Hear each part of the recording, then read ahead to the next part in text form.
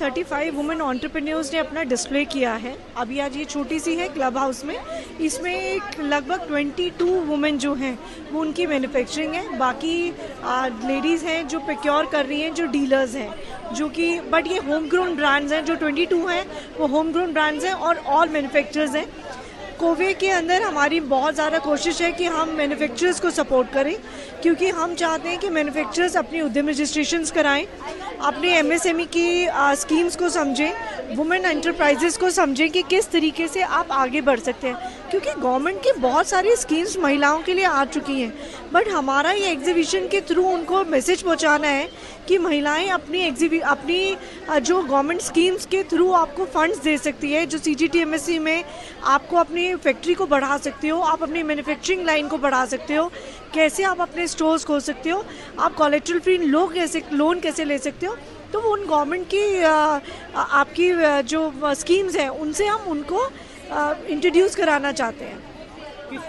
Sir एक चीज़ ये, मैं आपकी बात बिल्कुल ठीक है, गवर्नमेंट की योजनाएं आती हैं, बट गवर्नमेंट की योजनाएं ना महिलाओं तक पहुंच नहीं पाती, क्योंकि महिलाएं अपने अपने अलग अलग साइलोज़ में काम कर रही हैं।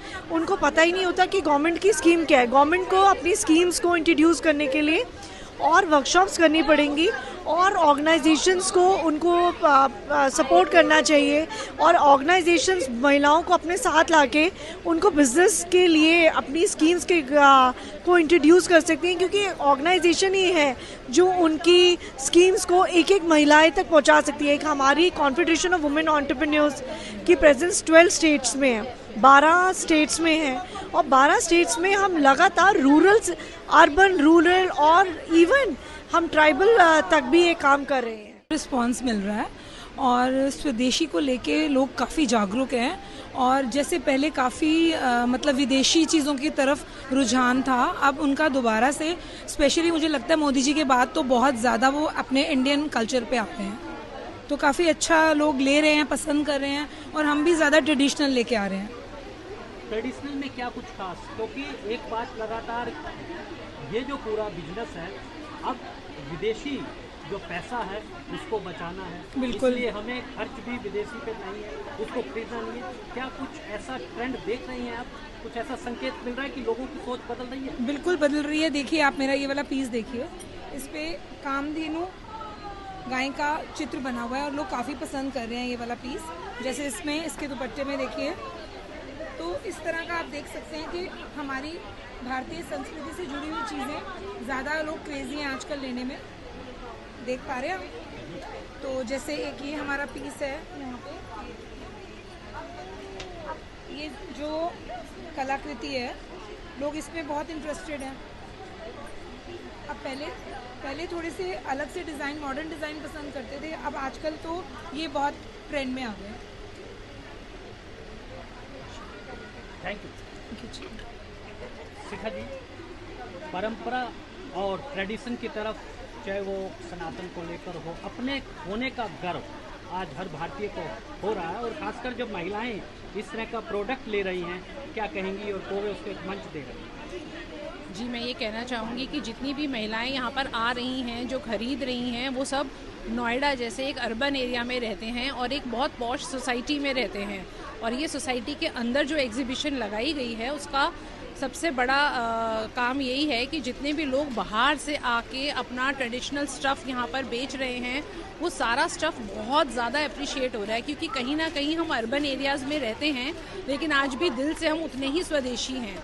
तो हम अगर पूजा की जगह पर जाते हैं, या हम ऐसे किसी भी कीर्तन या किसी ऐसी जगहों पर जाते हैं, तो हम सब ये चाहते हैं कि हम बहुत ट्रेडिशनल और इंडियन कलाकृतियों वाला, और कुछ ऐसा जैसे इन्होंने कामधेनु गाय का बताया, इस तरह की किसी भी ऐसी चीज़ को पहने, तो वो यहाँ पर नहीं मिल पाता है आसानी से। इसीलिए ये एग्जीबिशन एक सोसाइटी के अंदर अर्बन एरिया में हमने लगाई है, और सारे जितने भी आर्टिजन्स हैं, वीवर्स हैं, वो अपना सारा ट्रेडिशनल स्टफ़ लेकर यहाँ पर आए हैं, चाहे साड़ीज़ हों, चाहे सूट्स हों।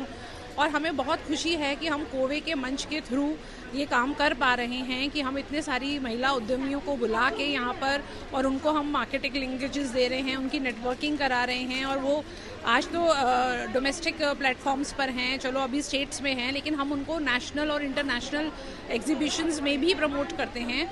इनफैक्ट जो उत्तर प्रदेश का UPITS है, जिसमें योगी जी हर साल अब बहुत सारी वुमेन एंटरप्रेन्योर्स को भी अलग से पवेलियंस देते हैं, हम उनके अंदर भी इन महिलाओं को जोड़ते हैं, इनको लेकर जाते हैं, जिससे कि ये भी ग्लोबली अपनी चीज़ें बेच सकें, पूरे इंडिया में भी नेशनली भी अपनी चीज़ें बेच सकें।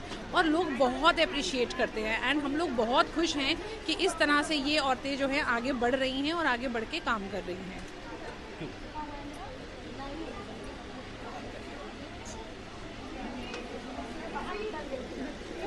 साड़ीज़ को लेकर सबसे बड़ी चुनौती ये होती है कि क्या ये असली है या नकली है। हम असली बेच रहे हैं या नकली बेच रहे हैं। असली खरीदते हैं, कस्टमर को हमेशा ये रहता है कि ये सही तो है ना। उसी के लिए काम करने के लिए मैंने इस ब्रांड को पैदा किया है। ये बनारसी थ्रेड्स इसीलिए वजूद में आया है कि हम कस्टमर को ऑथेंटिक सामान दे सकें। ऐसा नहीं है कि मैं कस्टमर्स हमारे स्टोर में या हमारे स्टॉक में हम ऐसा नहीं रखते हैं कि सेमी नहीं होता है, सेमी होता है, लेकिन हम उसमें लिख देते हैं इट्स अ पावर रूम।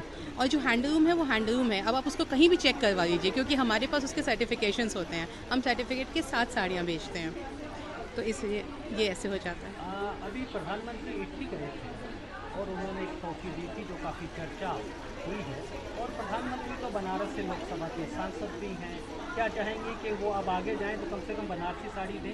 क्या कहना चाहेंगे आप मोदी जी?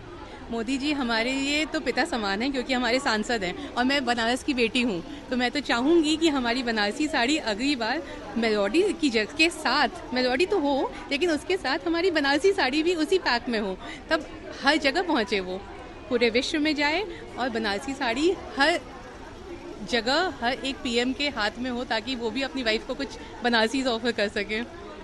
सेकेंड टाइम का अनुभव है और ये बहुत ही अच्छा अनुभव है। हमेशा हम लोगों के लिए एक स्काई इज़ नो लिमिट्स वाला ये देती हैं कि आइए आप लोग अपनी चीज़ें यहाँ पे डिस्प्ले करिए, और हमारी महिलाओं को अगर ऐसे मदद मिलती रहे तो उनके लिए और भी अच्छा है, जिससे वो और सशक्त और अपने लिए काम को आगे बढ़ा सकती हैं। क्या मंत्रा देना चाहेंगे? क्या चैलेंजेस आपको आए हैं अपना काम शुरू करने से? परिवार की तरफ से मदद मिली, सरकार की तरफ से मदद मिली, या किससे मिली, या स्वयं से ही आपने काम? नहीं, सबसे मदद मिली। हाँ, थोड़े चैलेंजेस रहते हैं कि महिलाओं को उसके लिए प्रेरित करना, क्योंकि गांव की महिलाएं हैं। कभी होता है कि उनके घर वाले नहीं आने देते हैं, कभी होता है कि नहीं मैम हम इतनी दूर नहीं आएंगे। फिर हमें एक शहर से दूसरे शहर लाने में भी थोड़ी चैलेंजेस हो जाते हैं, क्योंकि ये सारी चीज़ें बनती हैं गोरखपुर से। अब हमने गोरखपुर से दिल्ली मंगवाया, फिर हमने यहाँ पे डिस्प्ले किया, फिर चीज़ों को लोगों को एक्सप्लेन करना पड़ता है।